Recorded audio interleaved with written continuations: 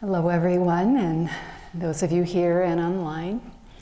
Not only are we in this nice, beautiful, and cozy Temple of Light this morning, we are being blessed by falling snow all around us.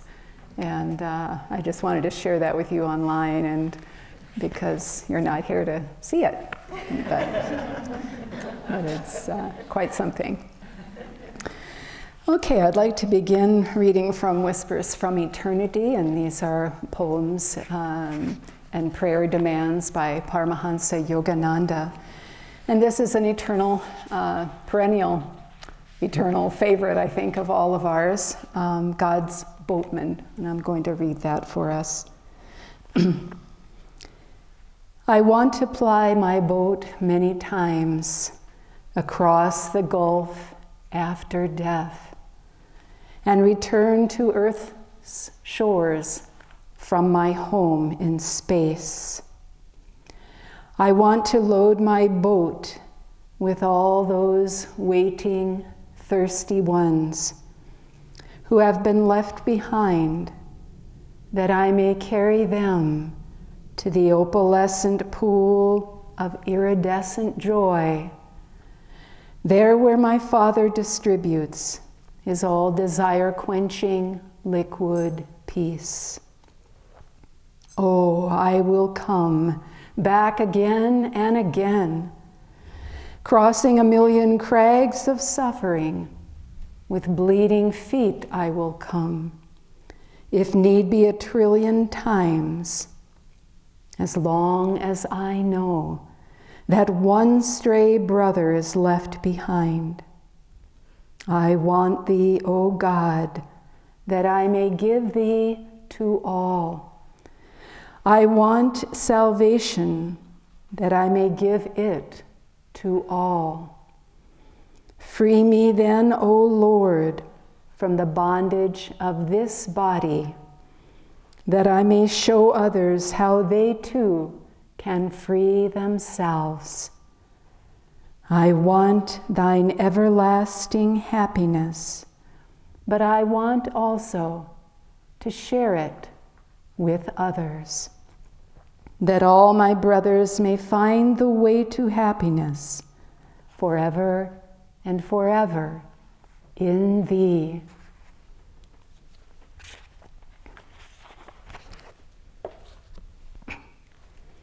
So our subject this morning is the Mystery of Avatara, and I naturally wanted to read that because it describes so beautifully that almost incomprehensible, compassionate heart of those who return to this plane to help us and to free us.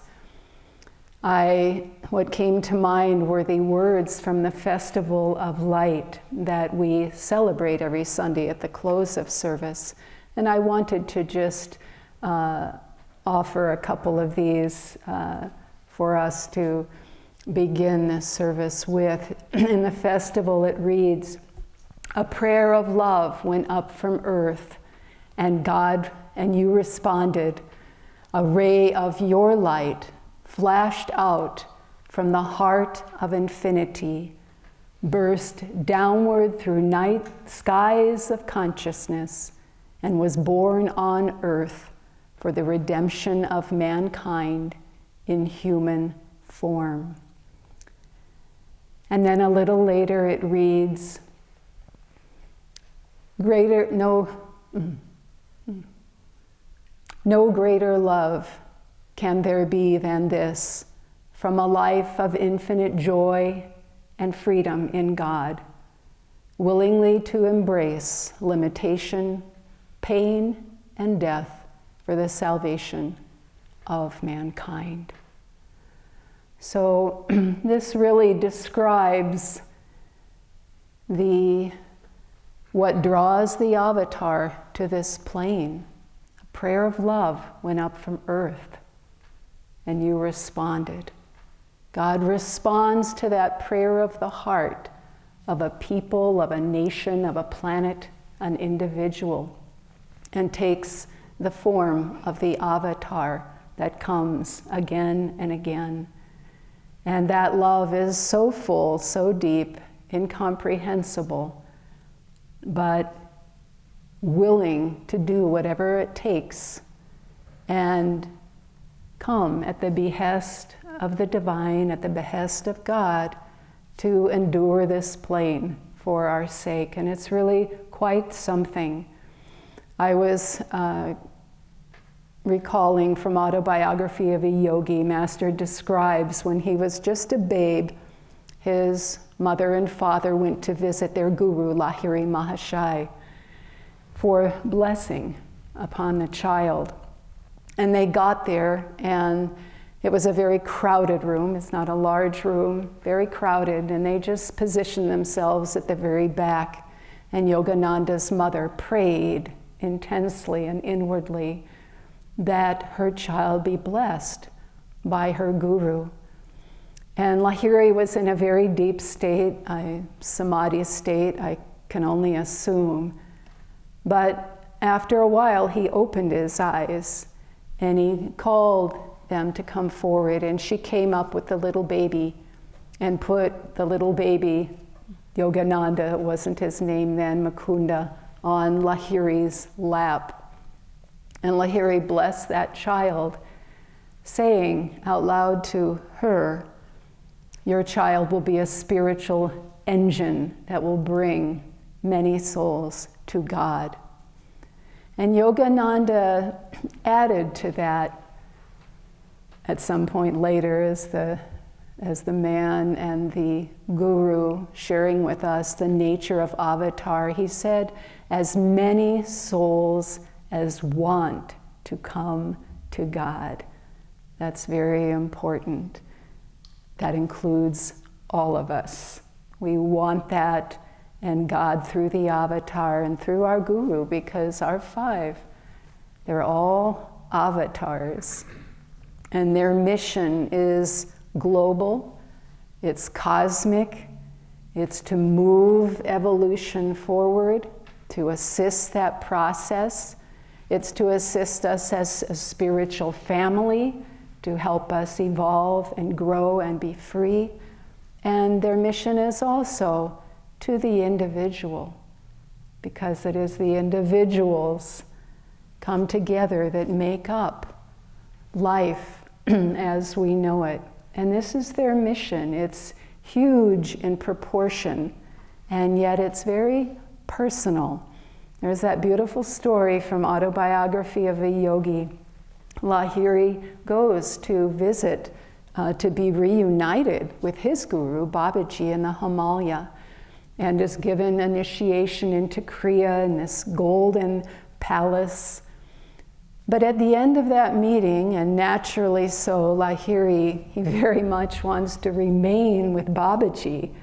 And Babaji says to him, "No, your work this time is to be in the world, but not of it, and to serve your brothers and sisters, to serve humankind."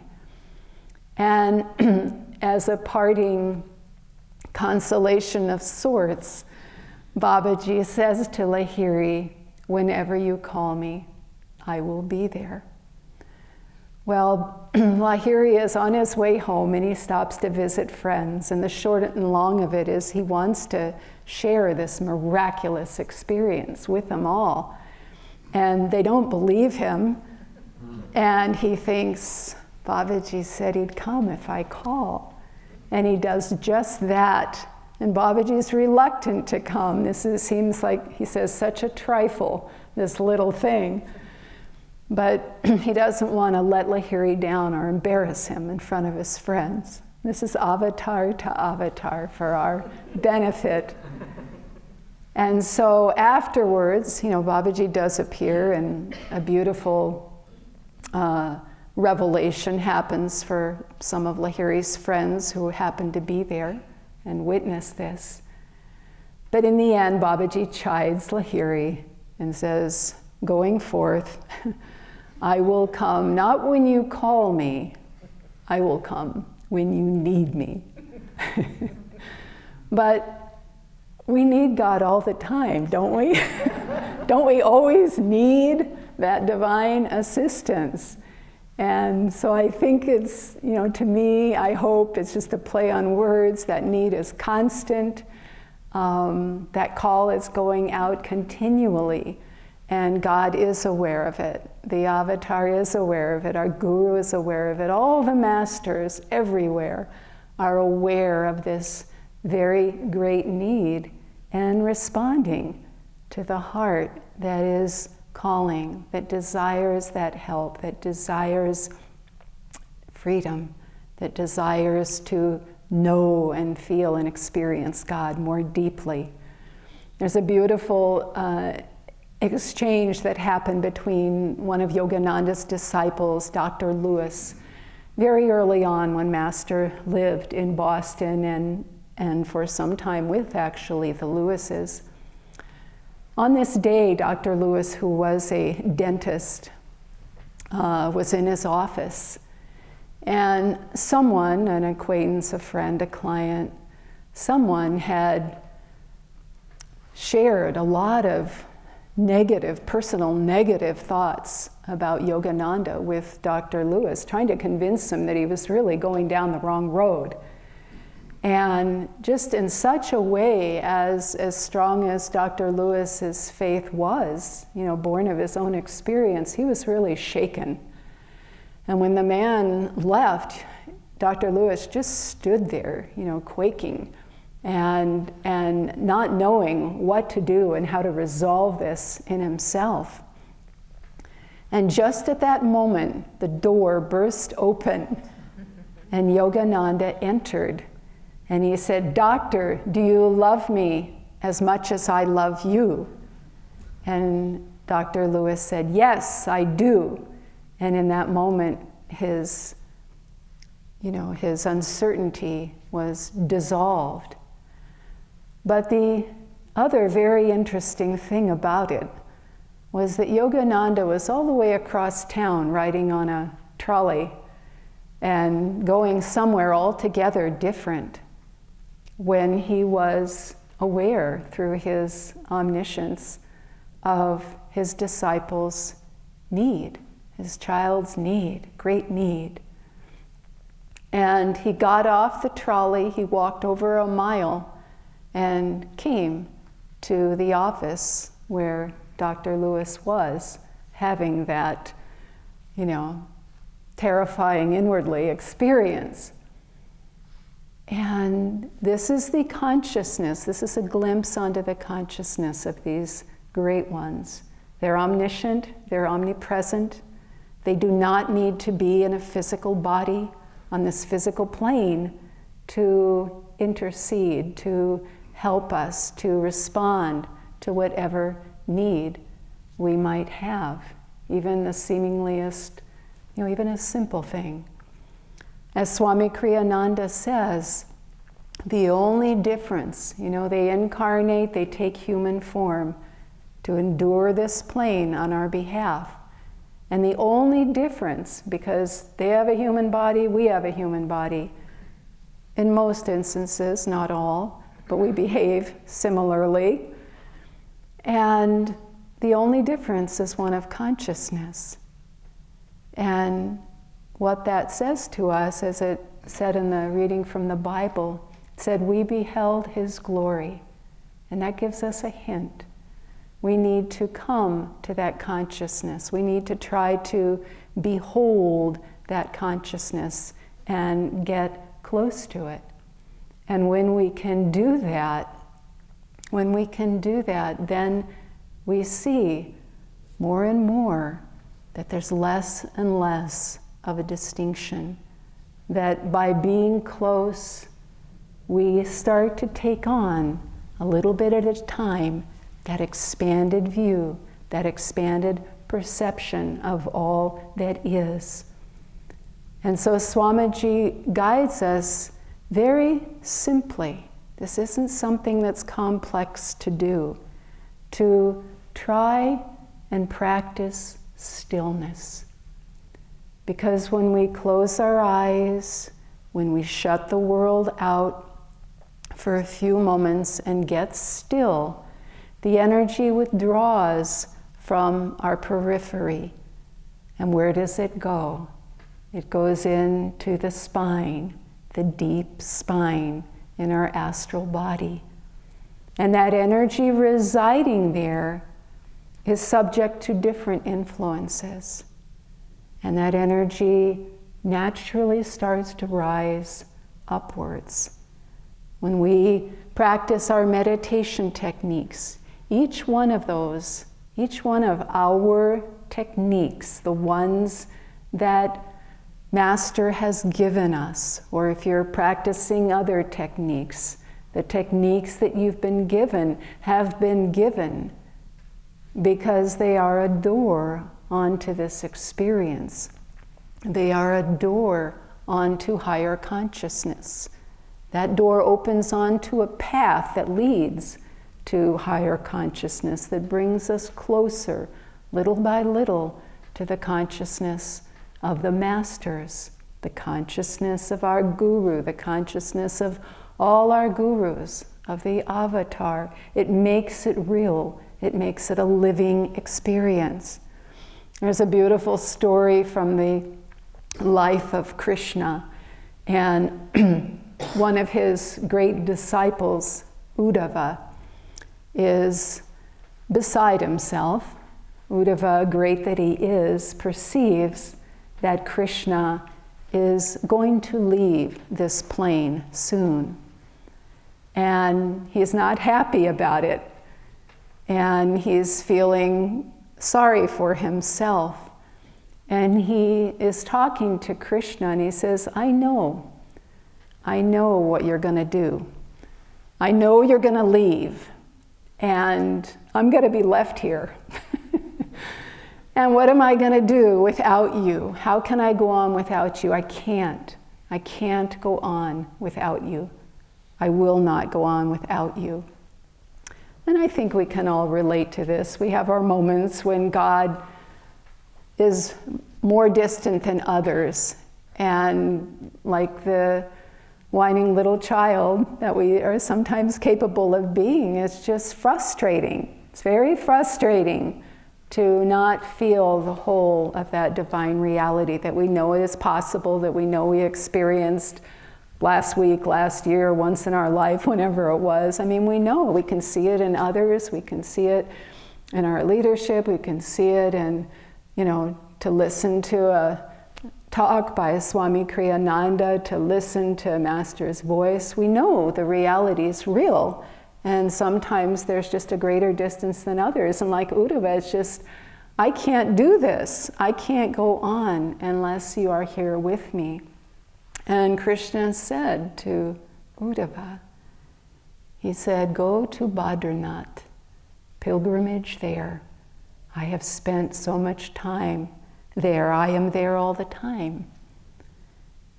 And when I read that, and it's been a long time, but it's remained in my consciousness as a favorite exchange between guru and disciple, between these great avatars and our lives as they are.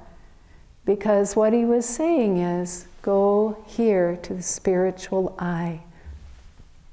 Badrinath in India is at the top of a mountain, and it's a sacred, holy place. But that holy place exists within us as well. Indeed, we can say the avatar resides within us and resides right here. It's not far away, it's not distant. It's just a opportunity before us to get still enough to let that energy come in instead of go out, and rise instead of move down. And as it starts to do so, that door opens, and we're closer yet to that consciousness that we're seeking, the consciousness of the avatar. So I wanted to read for us, as I close, this meditation for the spiritual eye that Swamiji wrote. And I'd like to ask you to just close your eyes and sit with a spine tall and relaxed, and bring your attention to the spiritual eye. The spiritual eye, just as the avatar acts as a super magnet to draw forth from human hearts the desire to know God, the desire to go to God, so the spiritual eye is a super magnet within us. We carry it around all the time. We live in these bodies with it all the time. We need to know that reality. We need to go to that reality. So this is the meditation. Focus there, please, on whatever light you see. Try to feel your energy there. If you don't see light, just feel the commitment of your concentration and energy at that point. Concentrate at the point between the eyebrows. Visualize there a tunnel of golden light. Mentally enter that tunnel and feel yourself surrounded by a glorious sense of happiness and freedom. As you move through the tunnel, feel yourself bathed by the light until all worldly thoughts disappear.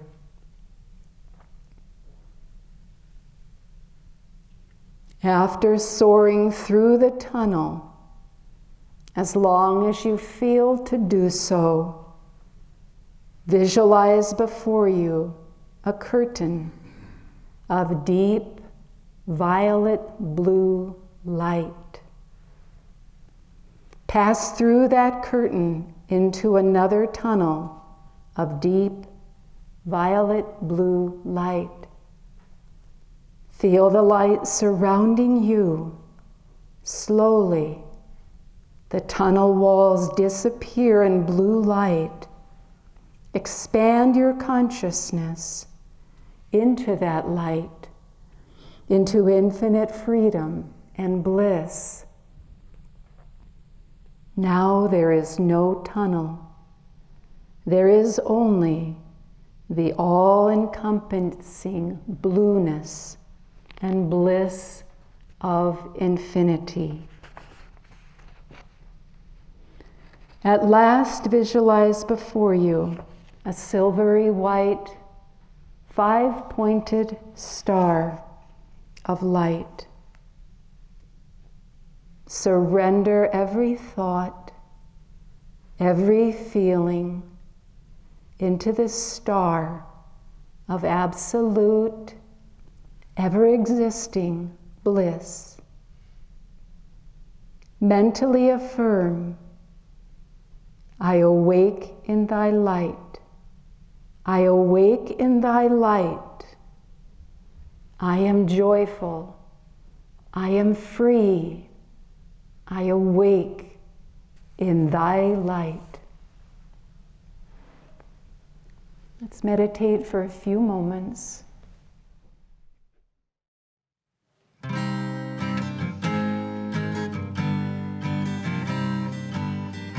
What is it for? Walking alone, alone. What is it for? Walking alone, walking alone. Must our paths ever be like the winds on the sea? Oh, walking alone. What is it for? Singing alone, alone. What is it for? Singing alone, singing alone. Must our songs ever be like the winds on the sea? Oh, singing alone. What is it for? Laughing alone, alone. What is it for? Laughing alone, laughing alone. Must our joys ever be like the winds on the sea? Oh, laughing alone.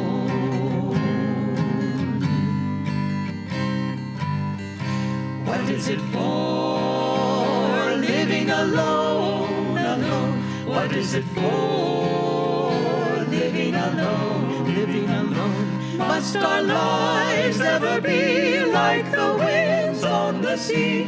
Oh, living alone. Oh, living alone.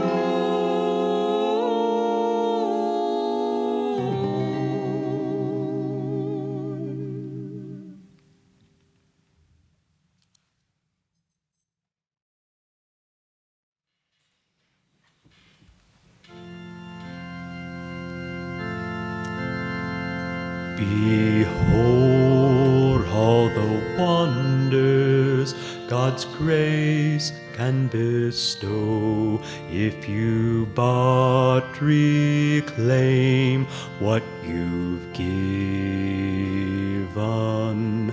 Why not ask of God any wonder you crave? Worship me to satisfy all human needs. Dominion now over all this noble earth. All I ask of you is worship me. Get thee behind me, Jesus declared. Satan, know you not our Father offers love in your stead. His gift of love to all is my only food. He's all I own.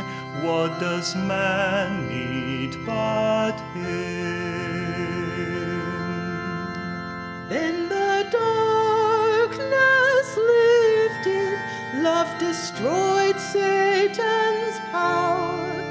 Then at last the Savior could begin bringing all to God. For he taught them in freedom, wanting not in return. All he offered was perfect peace, perfect freedom of soul. God is all I love, He's all there is. Wise is he who says, I am wholly his. God is all I fear, lo, my throne of power, shaken by his love, was destroyed in that hour. Throughout all the world, a new spirit was born. Jesus brought to men's hearts hope for those steeped in sin. God is all I love, He is all there is. Wise is he who says, I am wholly his. God is all